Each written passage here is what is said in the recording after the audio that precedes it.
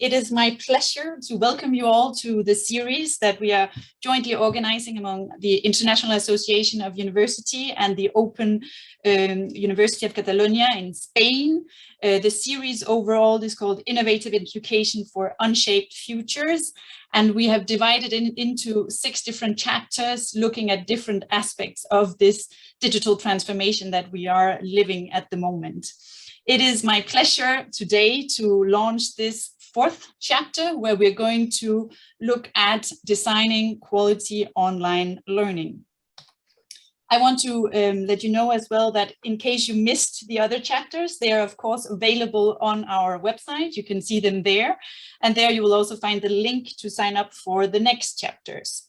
But instead of talking more about the other sessions, let's move into the topic of today, which I think is a very interesting topic at this moment in time, namely designing quality online learning and also discussing how to learn from the experience of the pandemic and think about how we design learning in the future moving forward in hopefully one day a post-pandemic world. So with no further ado, let me introduce to you the speakers. We have 2 excellent speakers with us here today who will present 2 different perspectives. So I think that it will be very interesting to learn from the experience at the one hand from Sian Bayne at the University of Edinburgh, and then from our colleague Marcelo Maina from the Open University of Catalonia. So let me first introduce Sian Bayne, who is Professor of Digital Education at the University of Edinburgh in Scotland. She's also the Director of Education at the Edinburgh Futures Institute and also Director of the Centre for Research in Digital Education, in charge of conducting research in different areas linked to digital education. So Sian, we are very pleased to have you with us here today and to learn from your experience and learn from your thoughts about how to design the futures of learning. You have the floor. Thank you, Trine. Okay, and thank you so much, everybody, for coming along this afternoon. It's really good to be in the same digital space as you. I'm just going to share my slides. I hope you can see a large hare or rabbit on your screen. Someone let me know if you can't. So yes, I'm Sian Bayne, and I have all the roles that Trine just introduced. And I suppose what I want to talk about is, I was quite intrigued by the title of this series of seminars, this idea that we have unshaped futures, the sense that it's up to us as educators to think about how we want to shape those futures. So that's going to be the focus of my talk, and I'm going to talk specifically about a project that we ran at the University of Edinburgh to co-design quality online learning for the future.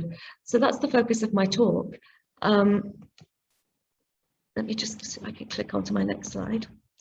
I'm one of the authors of the Manifesto for Teaching Online, which was published last year by MIT Press. And this comes out of my research centre, because I direct the Centre for Research in Digital Education at Edinburgh, and my colleagues and I do a lot of research on the kind of future of digital education. And if you're interested to read more about the detail of that research, then this book is probably a good starting point. So I just wanted to flag that one for you. So my talk it's a short talk. It's only about 15 minutes. It's in 3 parts. I'll say a little bit about my own context. I'll talk a little about 3 trends that I see are being particularly relevant to universities post-pandemic, or as we come out of the first phase of the pandemic. And then I'll talk about the project that we use to co-design education for unshaped futures. So my context, I'm based in Edinburgh, the city of Edinburgh, a very beautiful city. My office looks out onto Salisbury Crags, which you can see here. Edinburgh is a traditional ancient university. a research-intensive university, but one which has benefited from a lot of investment in digital education and a lot of thinking about the future of education and digital technologies. So I'm lucky to work here. My research centre, and if you want to know more about our work, look at stuff on Google, but there are about 12, 15 academics all researching how technology, culture, learning and policy impact on practice in digital education. We also run one of the first major master's programs in digital education, which has been running since 2006. It's a fully online program which has now a very good track record in training and teaching our students how to think critically and creatively about the future of education and technological change. So that's where I'm kind of coming from. Let me talk about three trends which I think have been particularly noticeable as we are starting to come out of the first phase of this pandemic. The first of these trends is this idea of mobilities and the ability of students to move around. So the picture that you can see is of my one of my master's students, who was at the time writing his dissertation for his master's program. He and his wife had just had a baby, and he sent me this image because it represented the nature of his study space as a student. And the point that he was making in sending it to me was that distance education enabled him to continue to be a father, to look after his young child, while also writing his dissertation and being a student. So I did a piece of work with this student who is now a colleague, James Lamb, in which we talked to a lot of distance education students, and we had a real balance of students who said something like James, that digital online education lets me stay in my domestic space. It gives me the freedom to look after my family at the same time as I'm studying. But then we had other students who were emphasizing how online study supported them to travel around the world and to study in different cities and in different countries.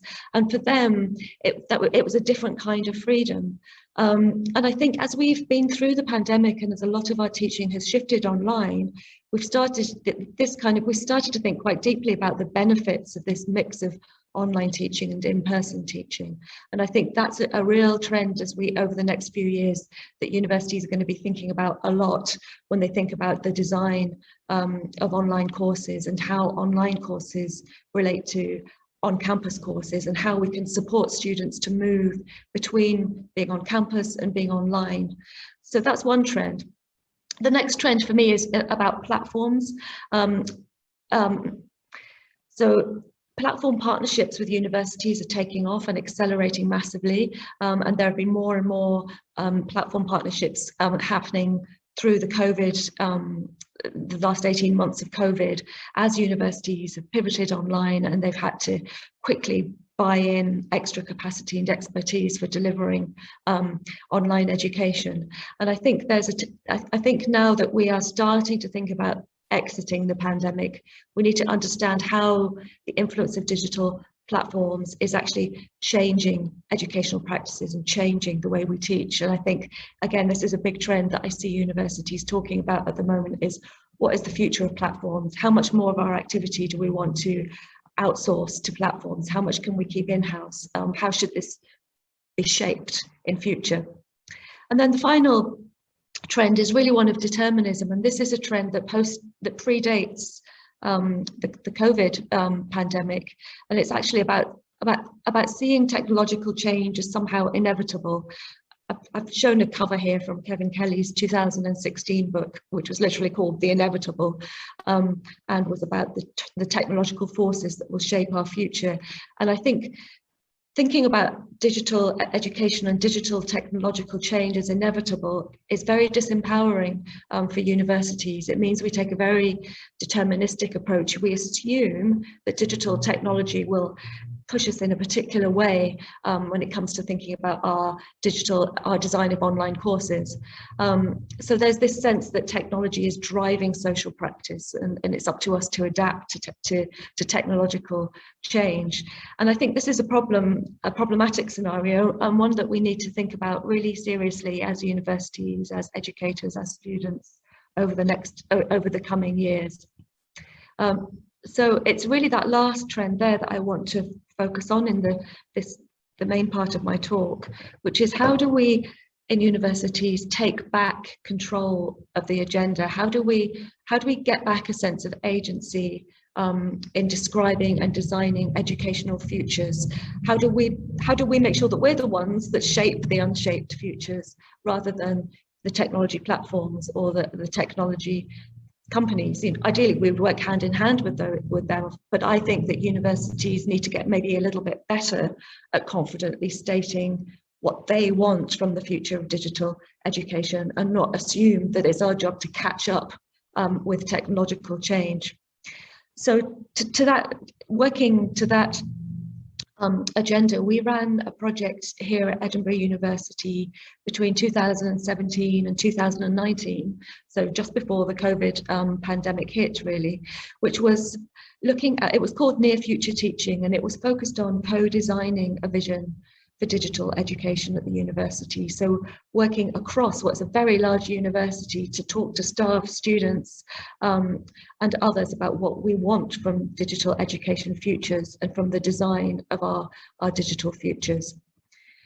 And I'll say more in a minute about that project and how we ran it and what the outcome was, but it was underpinned by this sense that the future is a problematic space, I think, for universities at the moment. And there are various different ways of mapping and understanding the future. And I really like Sarah Amsler and Kerry Facer's work here, where they distinguish between prediction of the future, which they say is that's really about eliminating risks of uncertainty.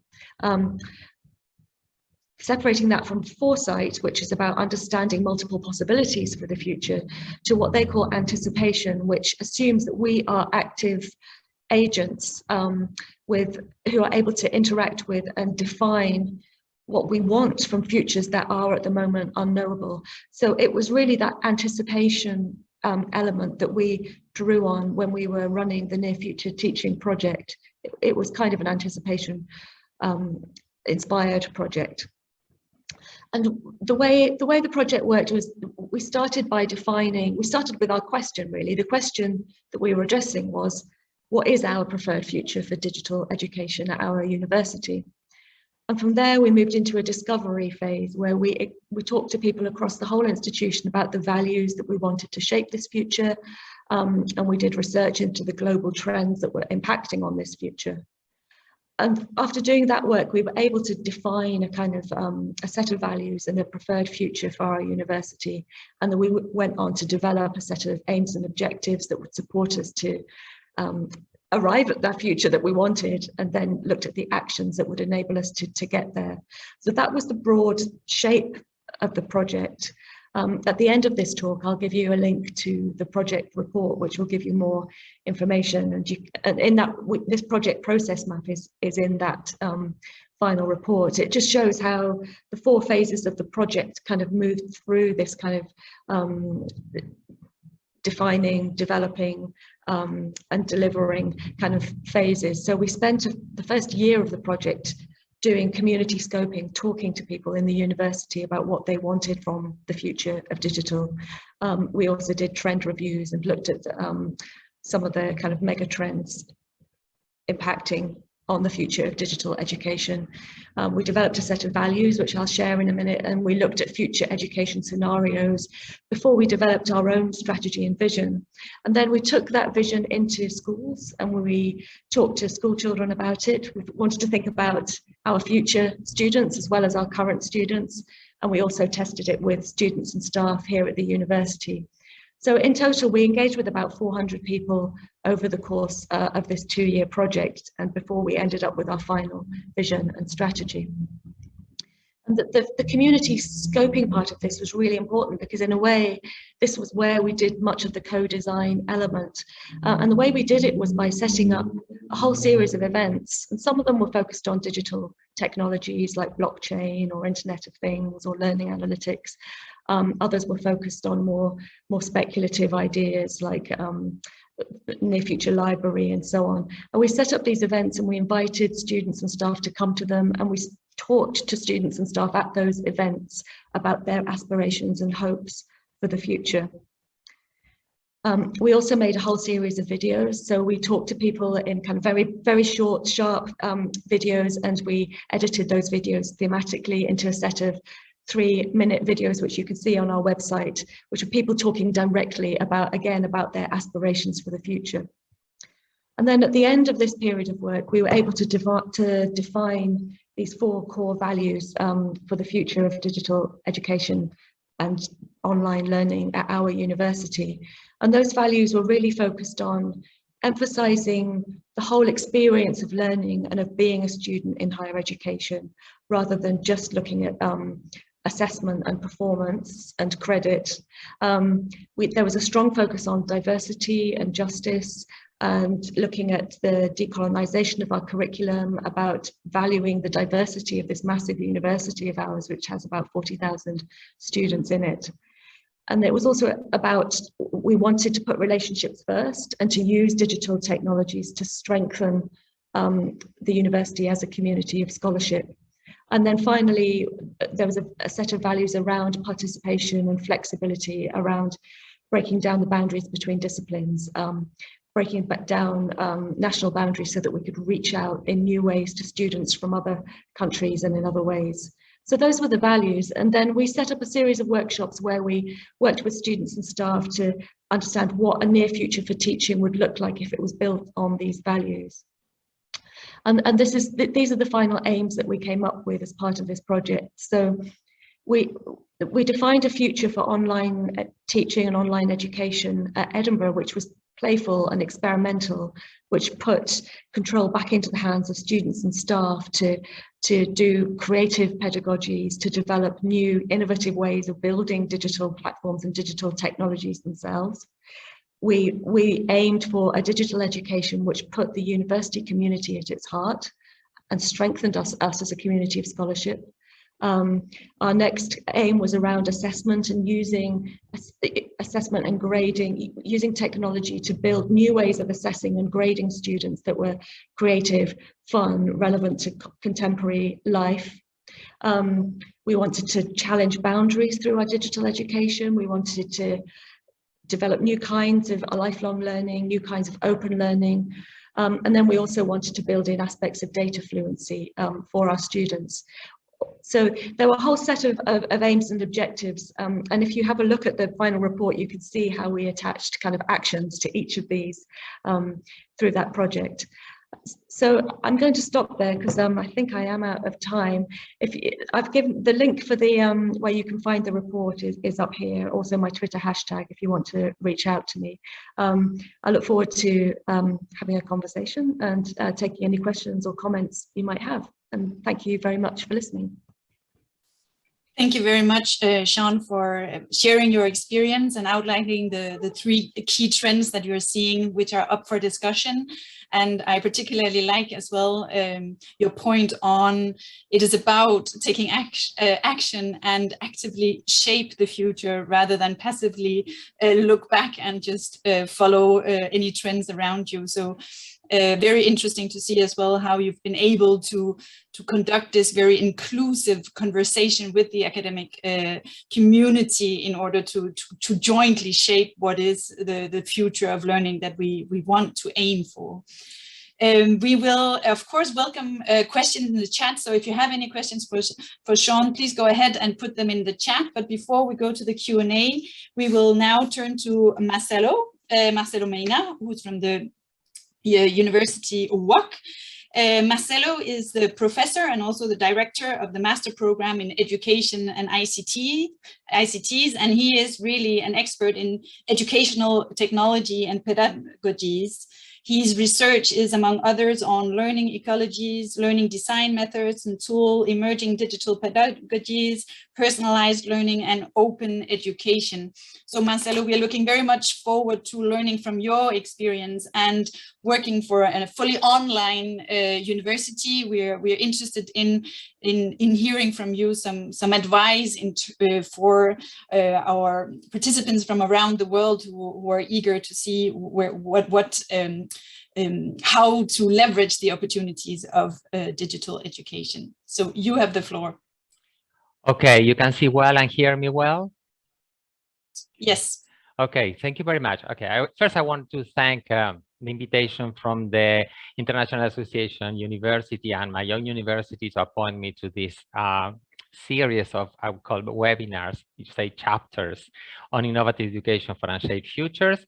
I'm Marcelo Maina, and I'm professor at the Faculty of Psychology and Education Sciences here at UOC, and director of a Master in Education and ICT Learning that coincidentally we started also officially in 2006. I was listening to Sian about also the year, and these are always in demand and increasing demand, as you can imagine, after this COVID pandemic.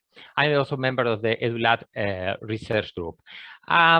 We are, just to put in context, we are those who do not know us, we are a fully online university.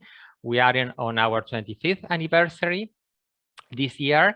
And what I try to share with you now, some ideas that we've been discussing with a lot of teachers and professors at university and teachers at schools that approach the university and ask for training during the pandemic. And we could identify some common concerns and misunderstandings about the online learning. So I try to synthesize in my presentation the main issues that could be of interest for the listeners today, if they are transitioning also from face-to-face to blended or fully online approaches. And I will do it from more the perspective of the profession and the practices of teachers, professors doing design for online learning. So let me first start with acknowledging one of our main roles, that of teacher or professors as designers, a role that is not usually taught or addressed in teacher professional development. I want to emphasize that we do not only plan, but that we plan with a purpose, that of creating the conditions for our students to construct knowledge and develop their skills and competencies. And let's also recognize that one of the effects of the pandemic is an acceleration of the digital education that forced institutions and teachers to rapidly respond to this urgent demand. And as an effect, it raised awareness on the crucial role of design for quality education. Adopting a designer mindset that we discussed with my colleagues when preparing this book in 2015 on the art and science of learning design is putting ourselves as designers into a state of empathy, and observation, with the aim to understand where the learners are creating the things that will help them to get where we want them to be those tasks, resources, social configurations, and tools that I will get into detail later. But also getting into design is more than that. It's also embracing an approach that we share with other design-related disciplines like architecture, engineering, industrial, and others, that deal with weak problems, ill-defined one. Not a very exhaustive analysis will help us understand the full picture of the problem. And the design as an output or as a product is better solved adopting a more iterative process, alternating between problem and solution through iterative refinement. There are examples, many examples, like, for example, backward design, where you start by the end, how do you will assess your student learning outcome, and then you design backward and planning about these activities that will help them reach what we want. There are others that are more inspired in software development, like rapid prototyping, where you start designing, and this draft, you try to implement it into the platform you will use, the tools will use, and see how they work. And at the same time, you get aware of the possibilities of the technology as enablers, enhancers, or just impeding some things we want to do. We should also be aware that we usually tend to reproduce as teachers, and that we find a lot, the way we've been taught. So this is very important in design, because design and the design of courses and activities depends a lot on the expertise and experience of the professor, of the teacher. So we will see that influence the way we may think the solution using technologies, and we have to acknowledge that things do not work exactly the same. Some other characteristics of a good quality online learning design is that the design is informed by theory and best practices. There is a whole set of theories supporting design decision. Of course, the main and most known are the learning sciences, but there are other theories and research relevant to the field, like those documented in the knowledge bed of Richard and Clay 2011, that includes, for example, communication and media.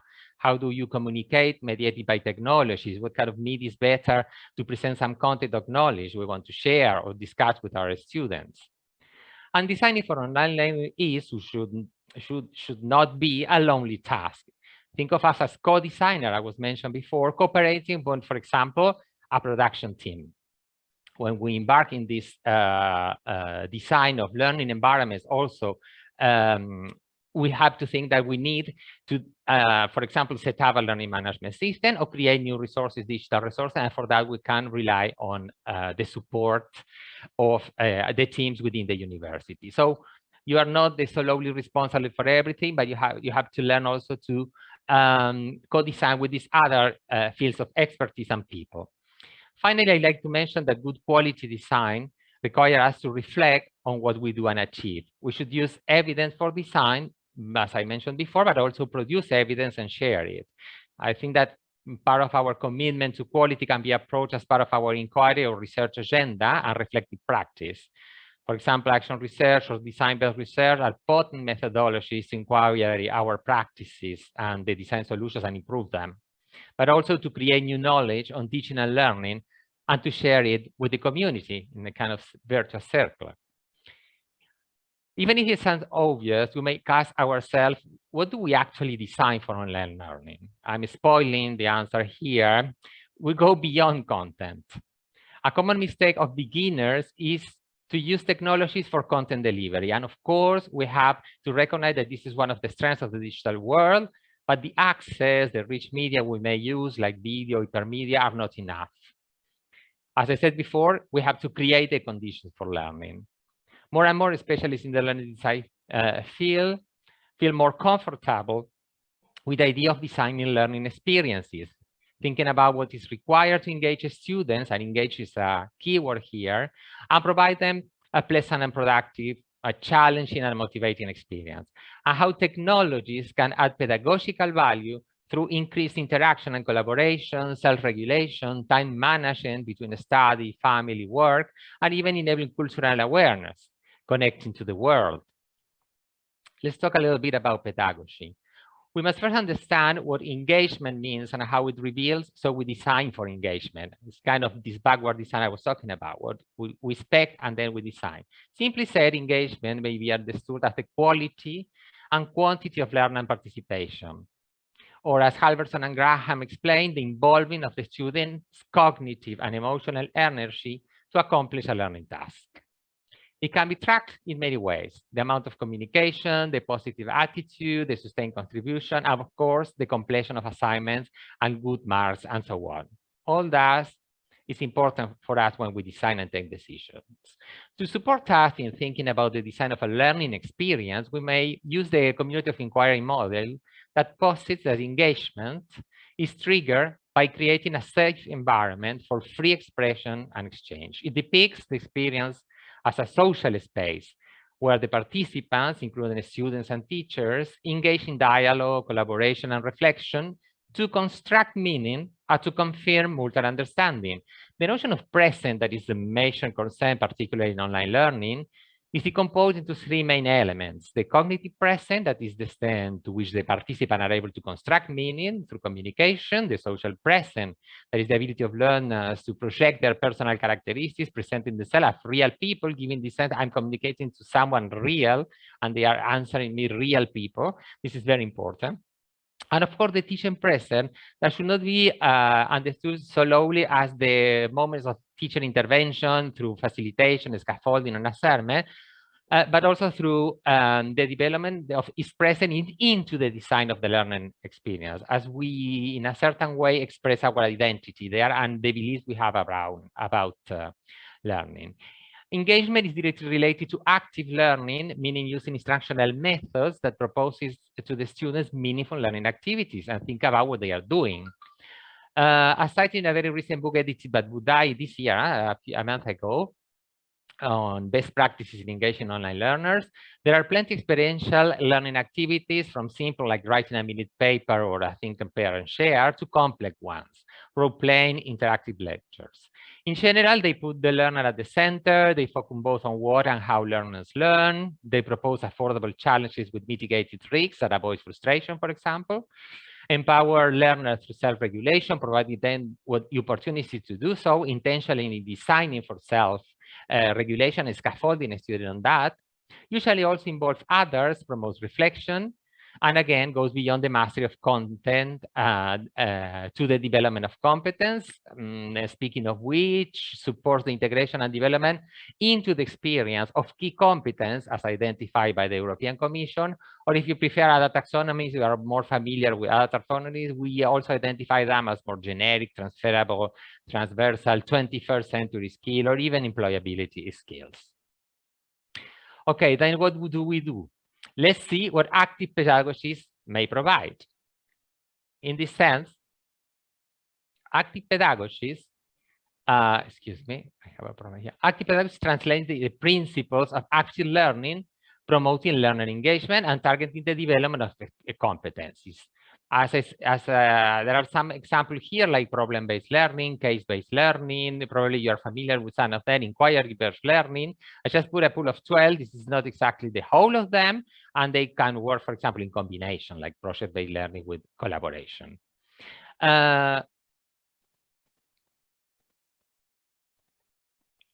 Just to illustrate, if we decide to implement inquiry-based learning, the composing is method into the related task. When we are going online, what we add here is that we have to see how the environment will support the accomplishment of these tasks. I just put an example like here, like forbidding a collaborative conceptual framing of the problem we're inquiring. For example, we can use a mind map or a group mind map, a personal mind map for sharing different solutions for exploration, for example. You can use Padlet, or for presenting inquiry results, trajectory, and result, you can use like Glossary. So you have many tools that are more appropriate to do some part of the task that integrate, for example, one of these approaches. But I wanted to focus on another example that is quite popular since the pandemic, the flipped classroom, that consists of a student having a first contact with the content in an autonomous way through recorded video sessions, teaching material, or other sources we can put in a platform. And second, in a face-to-face or online synchronous session with the teacher, where they discuss and put into practice, solve, or present their work. This is very important approach, because we do not think anymore about face-to-face or synchronous moments as lecturing exclusively. I don't say that it's not also an appropriate approach, but there are other ways to explore these moments. The design of online flipped classroom will require to take decisions regarding active learning for both synchronous and asynchronous work. The synchronous work meaning also being probably face-to-face, and they are coherent articulation. As you can see here, we have to think about what the students are doing at all moments, are planning or designing all the sessions that we'll have either face-to-face or online, and the work that the independent work that the student have to do either alone or with others. I cite here the iFlex model because more and more we're hearing from colleagues that are based on face-to-face university moving to another models of offering their courses, and they are providing opportunities to the students to choose between different ways they prefer to take a course. So they can decide, for example, to go to face-to-face, sometimes to take the classes from online. And in a mix of that, this development of the iFlex model is being tested in a certain way. Beat in 2019 wrote about that in a book that is available online. I can give you later the access, and they are exploring ways that you can offer, in fact, 3 ways of doing that. There is face-to-face, synchronous online, and asynchronously completely. As you see, the complexity increases in that sense. I here put some examples, given, for example, that also in 2020, how to teach online these sessions that could be part of the flipped classroom approach. This is really take it as examples. I just here put the balanced interactive model that is like in the middle. If you see the drawing on the top, where I put the point, is more balance between teacher and student interventions. But we have some other approaches to that, like more student-led seminar model that will demand a student to be prepared for this session and present, for example, results of an activity. We ask them to present that. Then we have a kind of group discussion. There's another group that presents. They have another discussion. We can use a poll or check understanding if, in case we are voting for the best solution, for example, as a case study.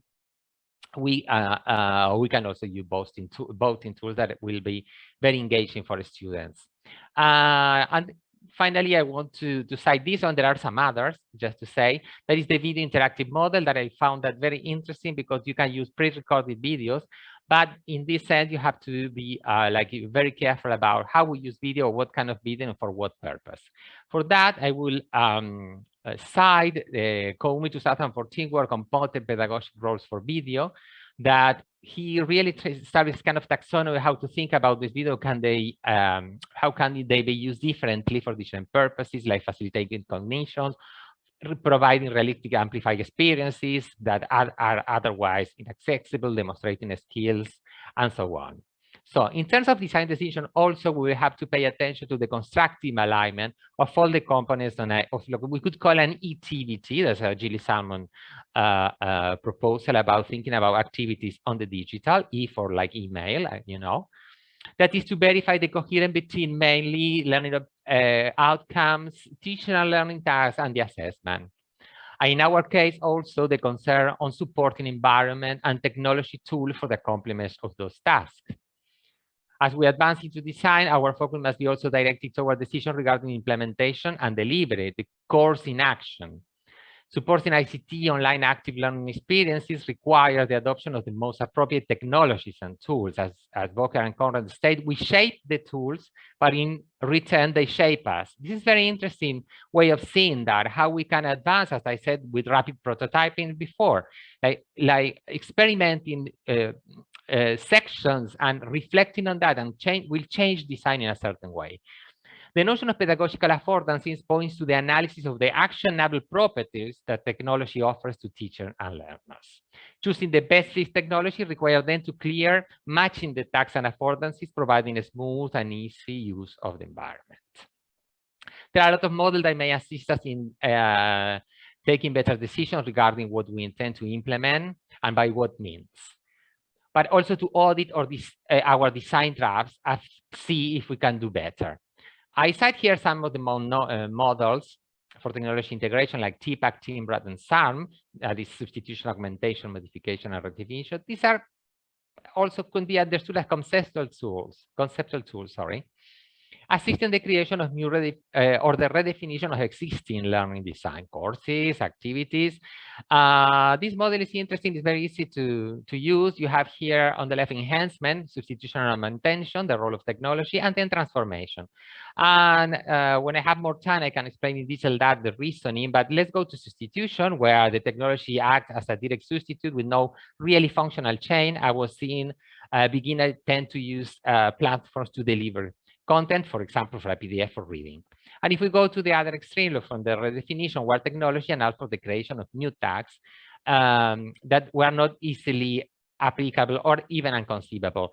Following this reflection on that, we can use the same platform, use some functionalities of the platform that would allow people with different capacity to also to access content that is probably not accessible for example, as a reading ways.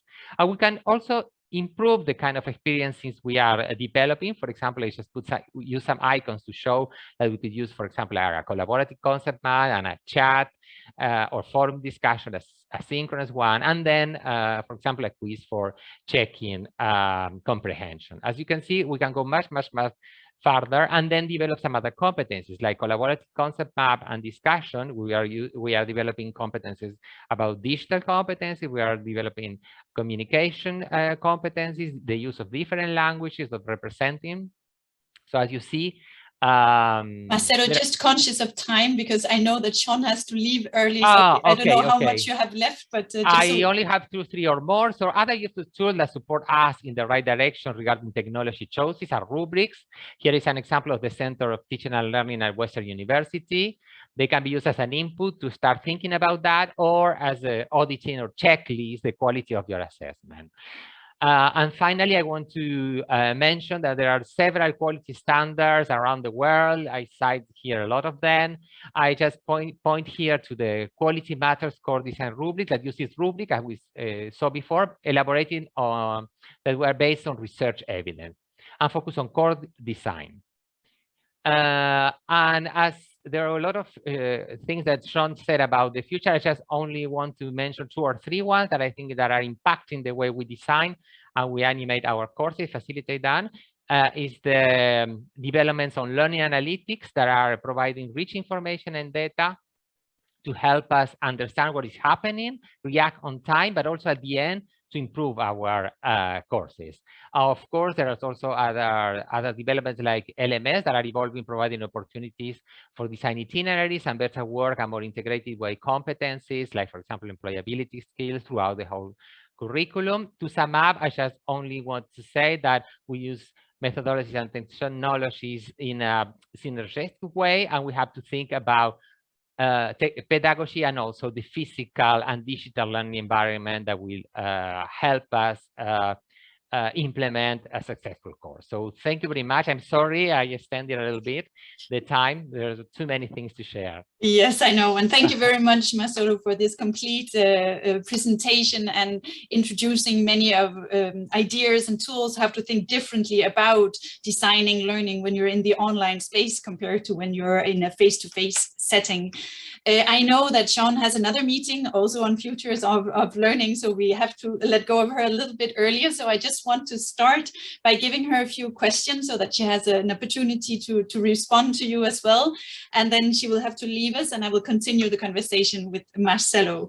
So I see that we have several questions coming in, and I see that participants are thanking you for your presentation, Sean. It's very appreciated.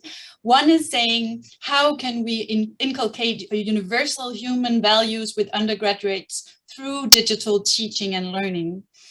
Another one is asking the question, but doesn't digital education make students more lethargic and less attentive than when you're in a more traditional classroom setting? So that was already 2 questions. And then I'll just add a 3rd dimension, and up to you to see how much you can respond to. It is around the platforms. Someone is saying, but what do we do with all these platforms? And the question of data, how do we protect data or copyright of the content, and what are your thoughts on this as well? So over to you, Sean. Thanks, Trine. I think on the lethargy question, I think Marcelo gave a really great overview of how to avoid that by designing really active learning in online courses. And I think focusing on active learning and getting students excited about the learning that they're doing avoids the lethargy. My view is that lethargy and boredom doesn't come from whether a class is delivered online or in a room. It comes from the quality of the teaching. So I think, yes, active learning, but active learning is probably the answer there. So the other question was about universal human values. Again, I don't really see this as being a question for digital. I see this as being a question for around curriculum design.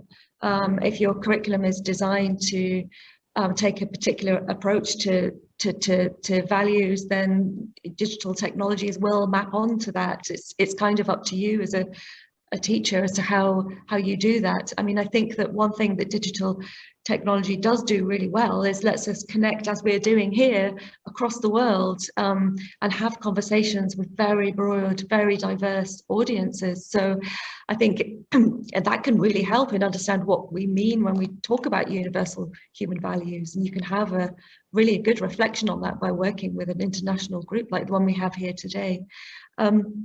The final question was about platforms and protection and data. This isn't my specialist area, and I know that the regulations around this vary between institutions, and different nations have different approaches to data privacy. So I think it's important to understand what the law is in your country with regards to protection of data, and it's important to have a clear institutional policy for who owns content, who owns data, and to make sure that that educators and students are all aware of that. So my 3 answers to 3 good questions. Thank you. Thank you very much, Sian, for taking the time to be part of the conversation here, and we're very pleased to have you with us. I think, and you are now free to head off to your meeting, and we will stay in contact beyond this session. Marcelo, luckily you're here so that we can continue the conversation, because I see that we have several questions coming in, and you already provided, I think, as Sian was saying, some ideas about how to think differently about how you design learning in an online space and make use of instruments and tools in a different manner that you cannot do in a face-to-face setting. I see that we have a few questions coming in on online assessments and examinations as well. One is asking about how to avoid malpractice, or if you have any experience with that. So maybe you want to take on that one. And then we also have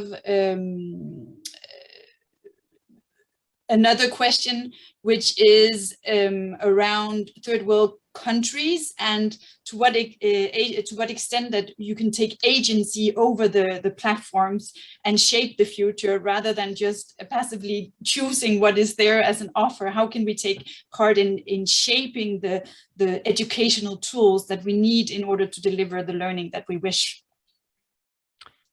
Okay. Regarding online assessment, I like to refer to the previous, I think, session that a colleague of mine from work exposed around 15-20 minutes regarding that, so you can have a big picture of that. I think the concern was mostly about also related to data and privacy, if I understood well. So how do we do assessment? Of course, we don't do it necessarily in the traditional way. Of course, that after the pandemic, we've been experiencing with other ways of assessing, like what we understand as exams. But there are other ways to approach assessment. That is more a formative assessment, continuous assessment. That is in our model, for example, at work in my master. For example, we don't have exams as is. It's very applied. It's very based on case studies, and it's a very continuous assessment. So students have to work a lot. So just to answer also there, how do we keep them active?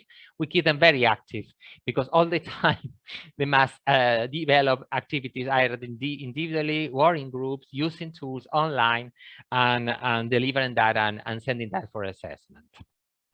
But in terms of this idea of proctoring and the exams, there are new technologies available that it raises a lot of concerns. Let's say that we are in experimentation phase, because we are dealing also with some problems regarding personal biometric, for example, data that is required sometimes to identify the person that it will take this exam online, and then you have to collect data. For example, it's possible today to collect a lot of data, personal data, but that deals with ethics. And this, for example, in Spain recently, there was one university that was using this kind of data in the biometric one, that was then mandated to stop that that approach.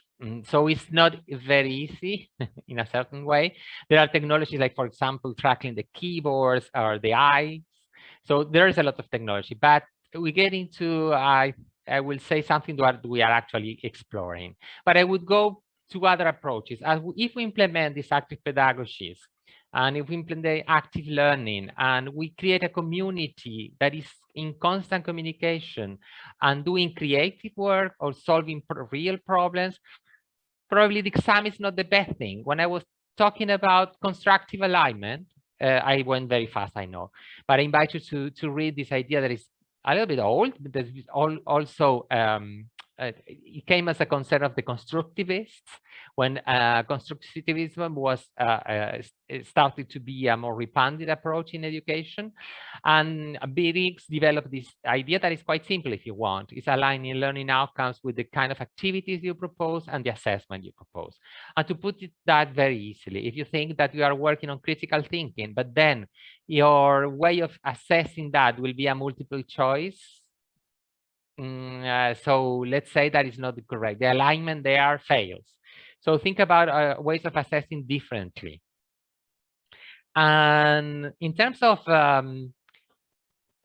we can influence technology instead development for learning, instead of being putting all this effort as teachers and institutions, higher education institutions or schools, in how we adapt that existing technology that was thought for different purpose to our context. I completely agree with the person that asked this question, because sometimes we say, what do we do with Facebook? There was a lot of efforts like 10 years ago, I think, I can't remember exactly, of how we can implement a course in Facebook. And it was quite hard in terms of how we deal with social issues and how do we mix private spaces, socials with my role of a student and teacher.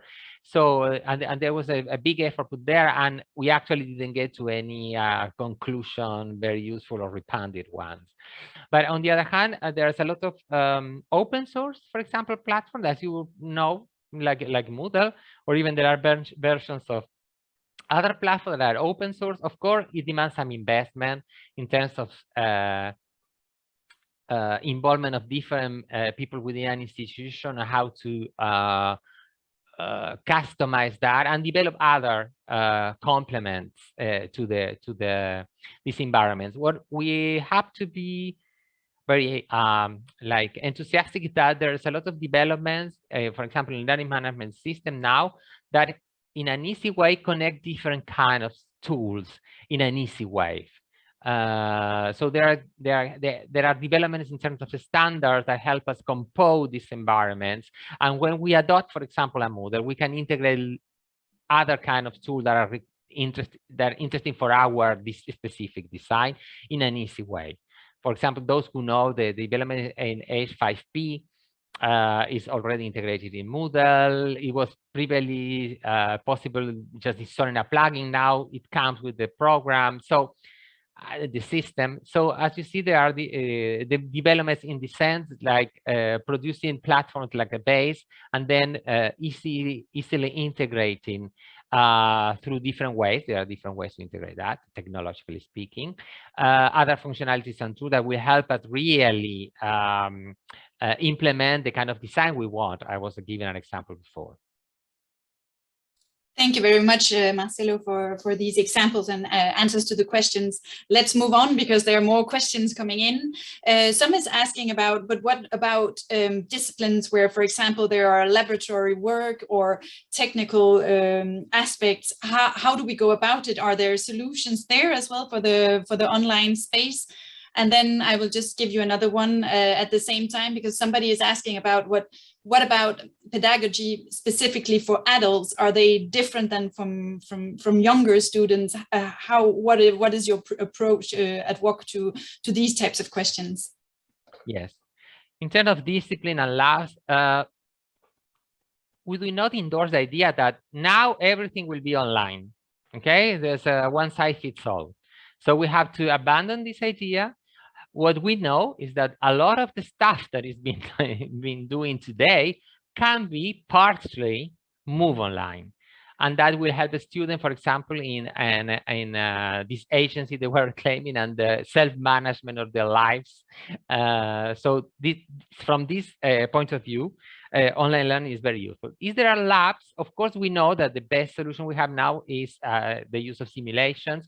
And as the technology advances, we have laboratories on 3D and virtual environments. So they are quite realistic. So they can also simulate in this virtual environment things that cannot be actually experienced, because it would be too dangerous to do it really on real life. So we have to think about all these possibilities and how far we can go. But the idea is not to replace everything. But of course, as the technology advances, bandwidth advances, we are able to cope with these constraints. For example, think about video many years ago.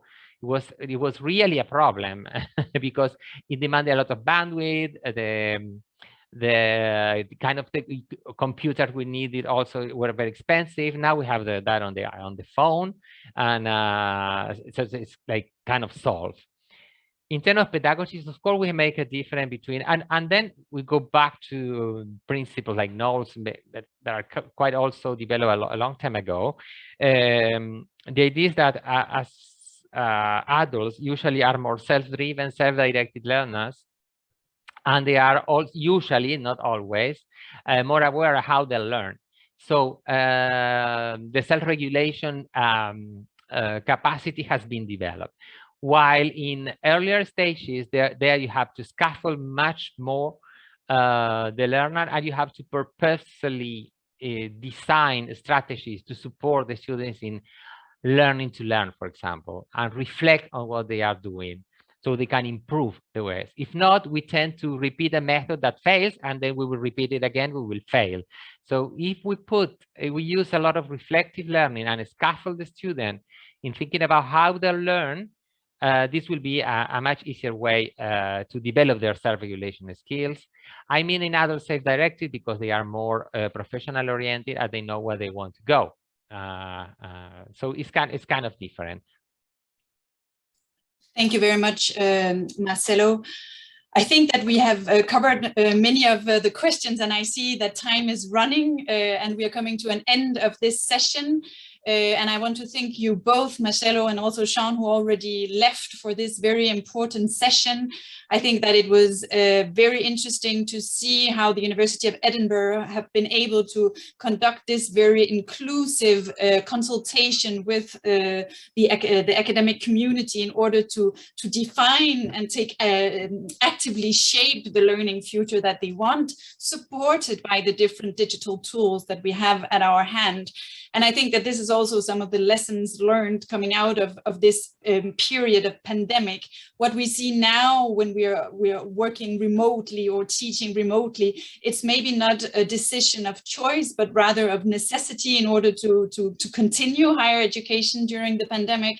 But now that we transition, hopefully, to a more a world that allows us to meet again, it is important to consult with the community in order to see, okay, what were the things that actually worked very well? What can we bring forward as we design the learning futures, and what did not work? What I mean, as you say, Marcelo, the purpose is not necessarily to transform everything that we do into the online space, but rather to explore what is actually working well and how can this be a complement to a somewhat blended future, especially for universities that are campus-based, so that we also optimize the time with the students differently when they are on campus and allows for engagement and exchanges in a way that is different when you are online.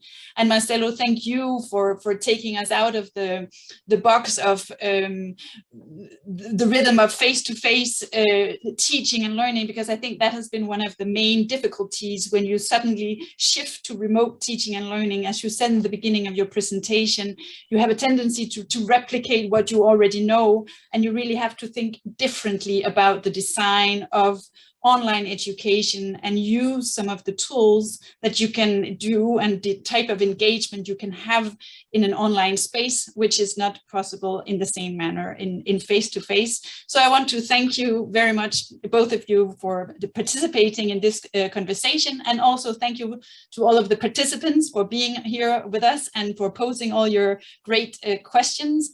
Please do go to the website and sign up for the next session. The next chapter will take place on 30th of September, and that will be a session specifically on interaction and collaboration, being social in the digital environment.